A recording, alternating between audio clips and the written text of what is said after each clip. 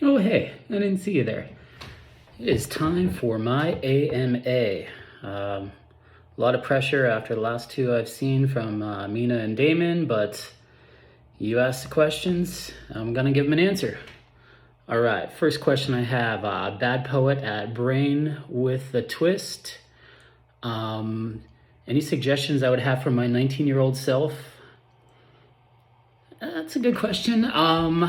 I was pretty confident at 19 and doing a lot of cool things, and I would just say, don't be afraid to ask girls out. Uh, they can say no, and that's not such a bad thing. It's not a big deal. All right, Jocelyn Kate at Jocelyn Kate. How has bartending changed you and the way you interact with people? I mean, that's a really hard question because I actually started bartending when I was 18, so I think that probably just was kind of integral in how I interacted with people. And I've been acting since I was 13 and I've done a lot of plays and everything, and bartending is just another way of being on stage, essentially. So, yeah, I would say over the last couple of years, though, I've gotten more confident and comfortable just sitting down and shooting the shit with people sitting across the bar and just kind of being myself and doing my thing. And it's really cool to get to know new people and hear their stories. And you never know if you're going to meet somebody really interesting or if they're just going to be shitheads. So just got to go with it. I will say that during COVID, I do think I saw the worst of humanity a lot of times. And that was really unfortunate, getting treated like that for things that had nothing to do with me. I was just enforcing policies that were coming down from the government and not even our company.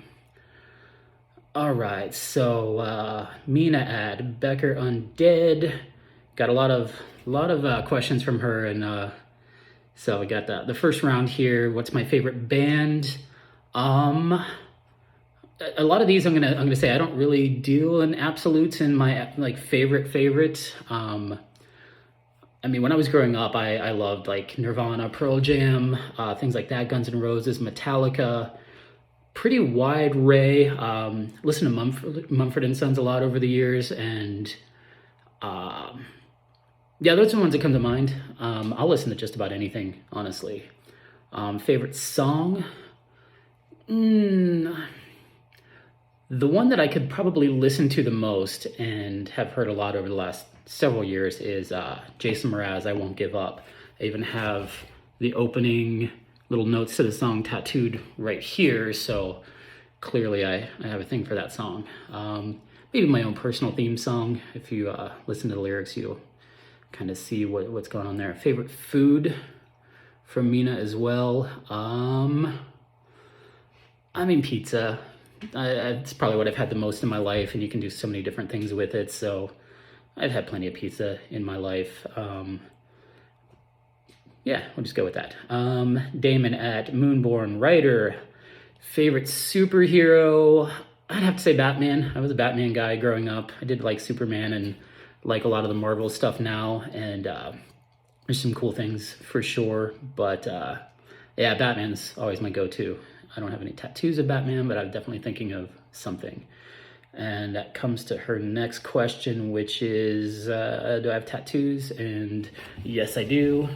I didn't get any tattoos until right before my 40th birthday 2 years ago. So this was the first one, Comedy Tragedy Mask, which has a lot to do with, I majored in theater. I've done dozens and dozens and dozens of plays over the years and directed and acted and written and designed sound and lights and everything, sets. So yeah, theater was a big part of my life for a long time. Got some other things, Balloon from It. This right here is from the Dark Tower series, Stephen King.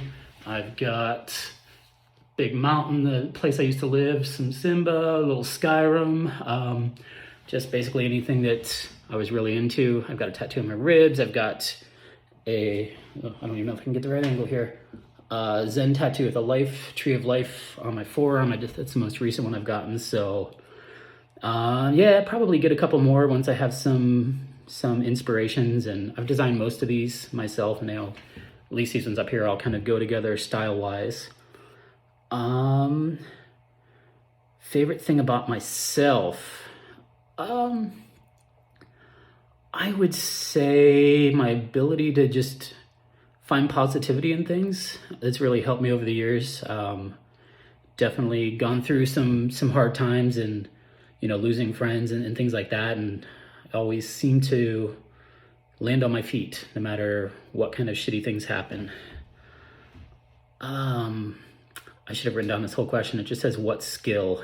Damon, I'm not sure what skill is my favorite skill. I don't know. I have some skills. I can cook. I can make cocktails. I can paint, write. I'm trying to write, so see how that's all going. But yeah, I've been fortunate to be able to do a lot of cool things over the years, and yeah, it's been fun. All right, back to another list of questions from Mina.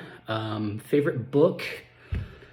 The one that really jumps to mind is Of Mice and Men. I always loved that one growing up.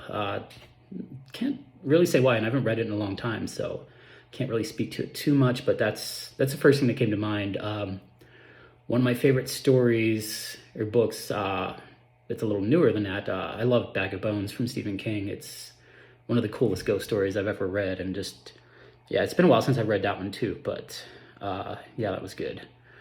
Do I have ink or plan on getting inked? I think I've pretty much covered that extensively. If you could transform into an animal, which animal would you pick? Probably like a hawk. It'd be cool to fly above everything and look down, just be able to go wherever you wanted to go and still be predatory enough that you're not going to be a victim or, prey, essentially. So yeah, I'd probably go with something like that. Just, it'd be cool, freedom, floating through the air and everything. I went skydiving once and got to float through the air for a while, so that was pretty cool. If you were to rule the world and had to choose a queen to rule with you, why would it be me? I mean, of course, it would have to be you. I can't imagine anyone else ruling, because I don't actually want to rule the world, honestly.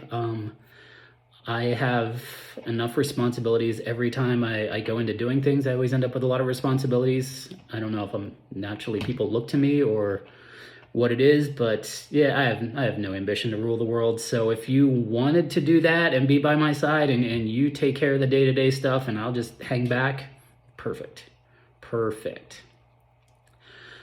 We got the John West at the True John West.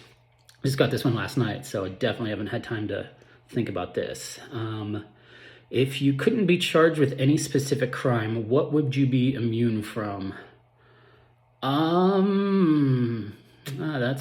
I don't know. Probably, I have no idea. What would I do if I could get away with anything?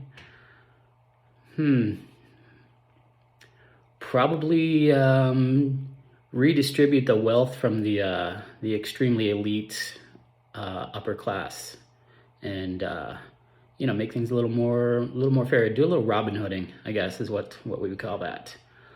And then the last question that I've gotten, Fanny T. Crispin at Fantasy C Books. Oh, that's Fred. I just read that out loud. I get it. Fantasy book. That's good. Okay. What do you look for in a good horror movie? So I started watching horror movies back, probably in the 80s. I'm not even sure. And I really got into horror movies, when I was in high school, I suppose. And if I'm being honest, it's probably because it was the one thing that I could watch that showed boobs. And yeah, when you're 14 years old in the early 90s before internet and you could get anything anywhere, yeah, it was a way to be able to see naked girls without having to make it obvious that that's what you're trying to do. But yeah, I just grew to really like horror movies over the years. And I would say good horror movie, atmosphere is huge. You gotta really sell it and have me creeped out just by the setting. I prefer more like paranormal things if I'm going for like good scary horror. Yeah, like lots of gore and everything doesn't really do it, but special effects are massive. I mean, not too much CGI, because like CGI blood and wounds and everything just looks really cheesy and bad.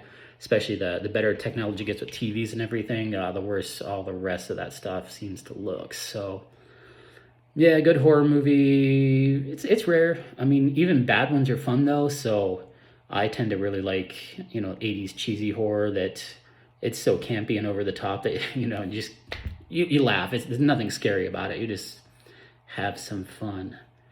So yeah, that's all of my questions that I have. So there you go. Now you know a little bit about me, and yeah, look forward to whoever's doing this next and checking it out.